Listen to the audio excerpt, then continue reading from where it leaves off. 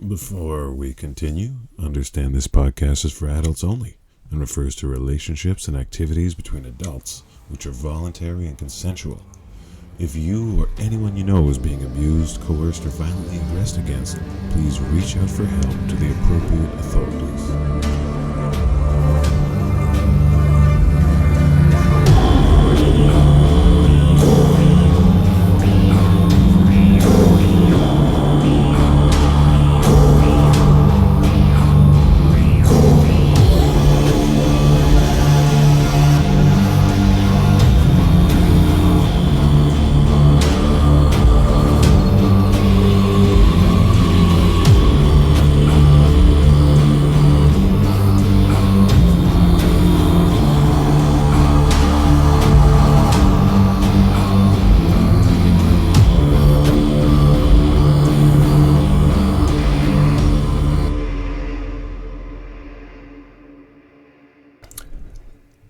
Hello and welcome. Gorean Voice, Episode 10, The Black Caste.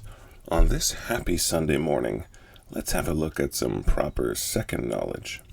Thanks for tuning in again. Today, I'm going to take a dispassionate look at the Black Caste, assassins. I'll look at how they're depicted in the Gore novels, take a brief tour of real-world assassinations and hitmen, and compare that to how they're depicted in a popular video game series called Assassin's Creed. I'll also look at a more practical notion of assassination as outlined in the American crypto-anarchist philosopher James Bell's infamous series of essays titled Assassination Politics. In the Gore series of novels, there is a caste of assassins. The word assassin itself may seem like a term of derision in polite company, but there are salutary attitudes towards and depictions of assassins in the Gore novels. They are portrayed in various ways, often reflecting conflicting perspectives and attitudes within the fictional world of Gore.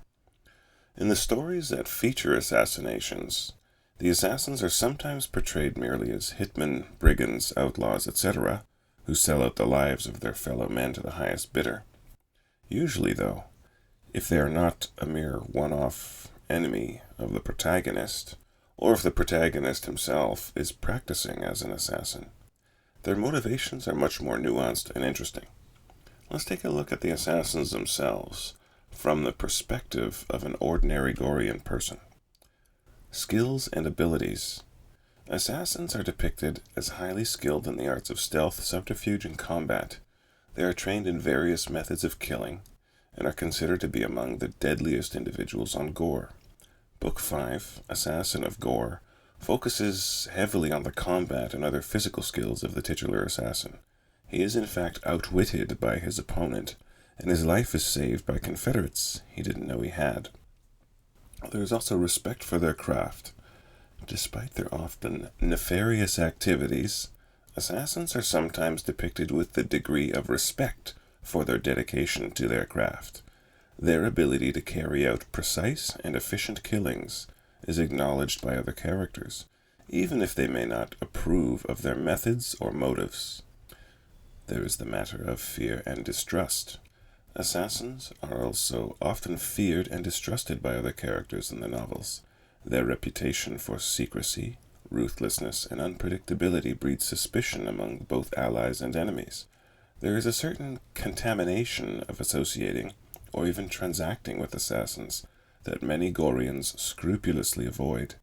In one explicit instance, even a gift of gold towards a nearly destitute chess hustler is rejected on account of it likely being blood money. Moral ambiguity. Assassins in the Gore series are often morally ambiguous. While they may be hired to carry out political assassinations or other nefarious deeds, their motivations and loyalties can vary.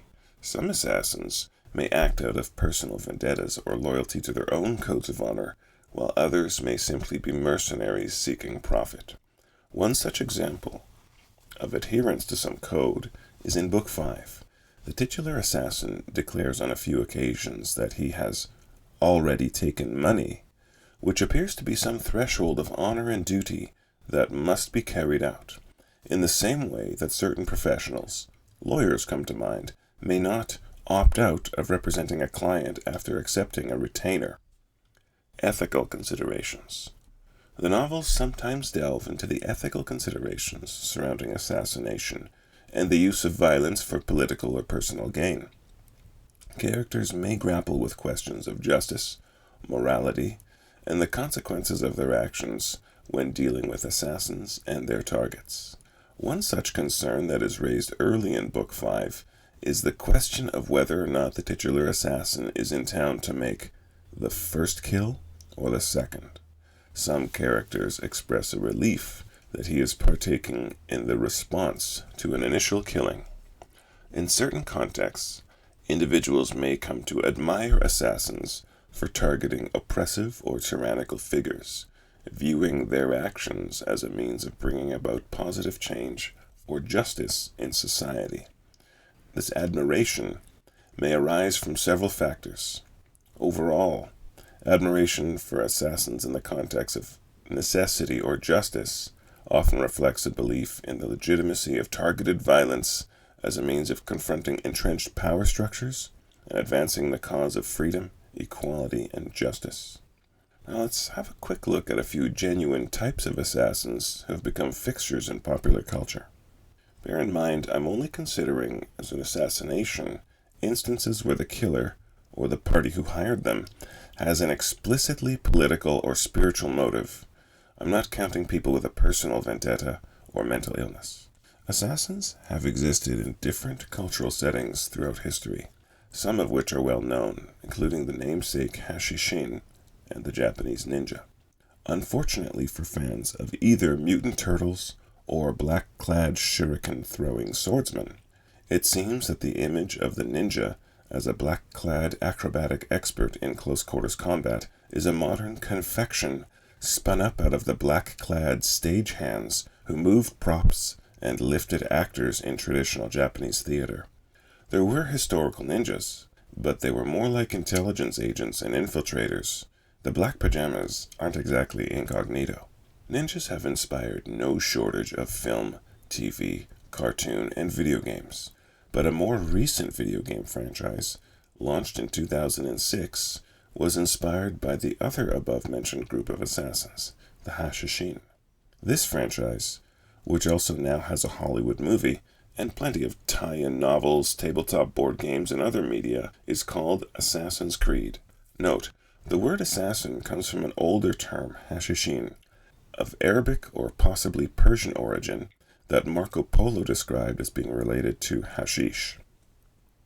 The assassins in Assassin's Creed, though they do carry out killings, are part of a brotherhood of assassins, which has an individual liberty and conscience-based philosophy, while their perennial rivals, the Knights Templar, would prefer to control humanity. In the story, these groups have been fighting each other forever, and they both seek certain MacGuffins. The Brotherhood, to ensure nobody can use these powerful artifacts to control anybody. The Templars, to use them to control humanity. Both organizations claim to be working for the good of humanity. The Templars seek to eliminate violence via eliminating free will, and the Brotherhood seek to prevent this. There is also some deep lore about ancient astronauts, with various ancient deities turning out to be members of an advanced race. Most of the games have the player embody an assassin in some era or other, and as such, the player gets to experience action alongside actual historical events, such as the Crusades in the 12th century, the intrigue around the Pazzi conspiracy against the Medici family in 15th century Florence, and the American Revolutionary War, to name a few. The notion that two rival groups have been battling it out in the shadows readily excites a sense of adventure and purpose, and the games are quite engaging far beyond the gameplay elements. I've even caught a few emblems of the Brotherhood of Assassins out on the wild, on jackets, accessories, or just carved into fence posts.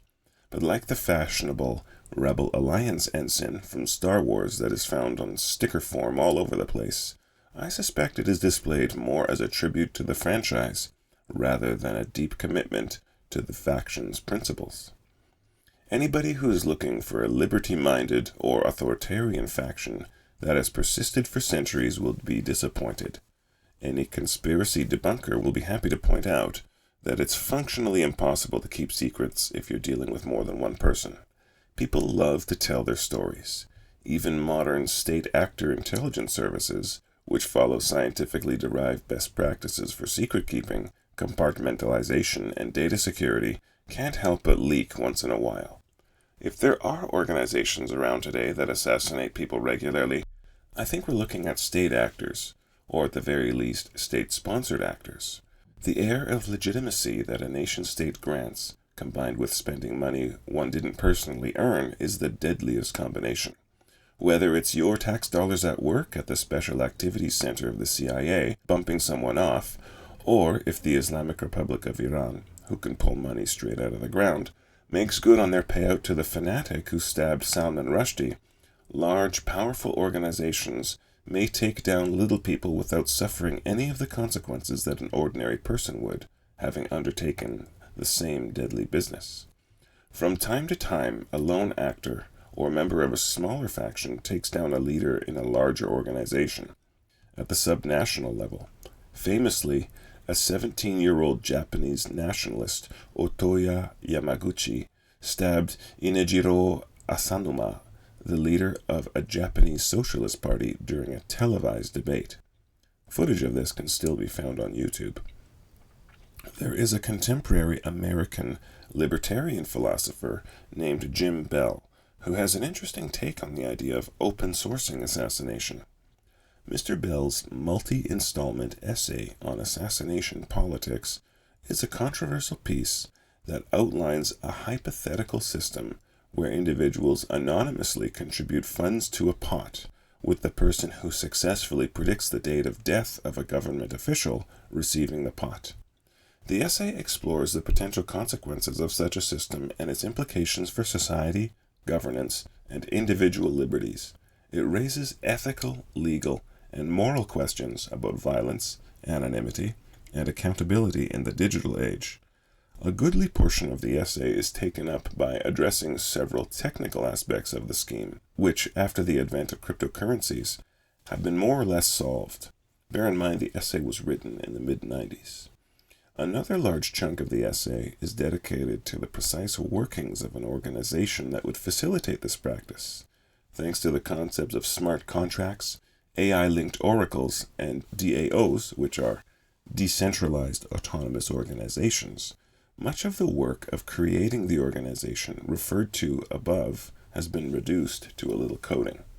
Throughout the essay, Mr. Bell refers to the non-aggression principle, which is a central tenet in libertarian philosophy, and from the perspectives of libertarians themselves, is a central component of morality. In the broadest possible terms, governments and systems of government aggress against otherwise peaceful individuals by taxation and other methods of coercion. There is violence at the core of any government system, and Mr. Bell's essay proposes a system by which the force may flow in both directions, with the desired result that governance above a very limited level of notoriety, such as dog catcher, would become a very dangerous occupation indeed. Mr. Bell had lofty ambitions for this idea. He claimed it would, among other things, overthrow all governments, end the prospect of war, save a ton of money, mostly by not spending it on war, and usher in a new era of libertarian prosperity and innovation for all mankind. Whether or not that is the case? When I've discussed this essay with friends of mine, even folks of a strongly libertarian bent, one objection that I regularly encounter is that such a system would make it easy for one individual who has a lot of money to pay to get anyone to turn up dead that he doesn't like. I always remind such interlocutors that obscenely rich people, or even moderately rich people, can already do that. If Bill Gates, Jeff Bezos, or Elon Musk wanted you or me to stop breathing, I suspect they'd figure a way to make that happen and get away with it. I also suspect that incredibly productive individuals, such as the above-mentioned billionaires, aren't terribly interested in spending large sums to rub out individual proles. Throughout the latter part of the essay, Mr. Bell expounds upon how having such a system in place may alter societal norms. One example he gives is that it's possible for monies to accrue in the Deadpool pot for an actor who regularly portrays villainous characters. This additional risk of assassination may shift the financial dynamics in movie role casting, causing people playing the bad guys to demand much more money to take on this additional risk. Or it could result in a more fundamental shift in popular culture, where violence on film becomes much more rare. In the ultimate entry into his serialized essay, Mr. Bell refers to non-Euclidean thinking. He defines this as a metaphorical approach to understanding complex and unconventional ideas like assassination politics. He suggests that traditional modes of thinking, which follow linear and predictable paths, may not always be sufficient for grappling with novel or contentious concepts. Instead, Bell advocates for a more flexible and imaginative mindset that is open to exploring unconventional solutions and perspectives. Bell argues that non-Euclidean thinking allows individuals to break free from rigid ideological frameworks and consider alternative viewpoints without being bound by conventional norms or expectations. He suggests that embracing this type of thinking can foster creativity, innovation, and critical inquiry, particularly when confronting controversial or taboo subjects like assassination politics. Ultimately, this last part of his essay serves as a call to embrace intellectual curiosity and openness to new ideas, even those that may challenge established beliefs or norms. It encourages readers to engage in imaginative and unconventional thinking as a means of grappling with complex and contentious issues in society. Consider just how very different various society-altering innovations were in their time, and just how far outside the box such concepts as language, writing, agriculture, currency, capital, electricity, and publishing were. The atlatl may seem like a logical progression from throwing a spear, but it took someone thinking pretty far outside the box to conceptualize bending a stick, stringing its ends together under such tension, and loosing some arrows into their prey or their enemies. Is assassination politics coming to a blockchain near you? On the Silk Road website, there were straight-up assassination contracts offered, but this didn't really have the true anonymity and crowdsourced ethics of Jim Bell's assassination politics. A blockchain-based prediction market project called Augur is operating, which theoretically could support an assassination politics type system as a prediction market. In the broader picture, there's an awful lot of violence committed against humans by large organizations, such as state actors, who do so mostly with impunity. In many cases, even when there is accountability to the citizenry, state actors in particular reserve for themselves violent powers that no citizen may grant them, for they lie outside the moral actions available to a citizen in the first place. Libertarian political thought essentially states that you may, as a citizen, voluntarily outsource some part of life to another person or a larger organization, such as garbage collection or children's education. But an action that you are prohibited from as a moral individual, such as taking people's money against their will, no matter how well you plan to spend it, is not something that becomes morally acceptable when one outsources it to a larger organization. If stealing is stealing, taxation is theft. In the libertarian circles I fly in, I've heard and read that the number one cause of death last century was government.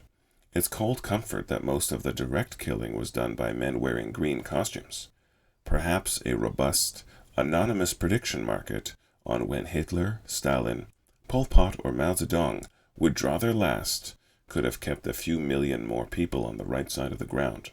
Maybe that's why, in the Gore novels, while many ordinary folk are reluctant to transact or even interact directly with members of the black caste, they still sometimes exclaim things like, quote, "I am of the opinion that it is a good thing we have those in the black tunic back amongst us," unquote.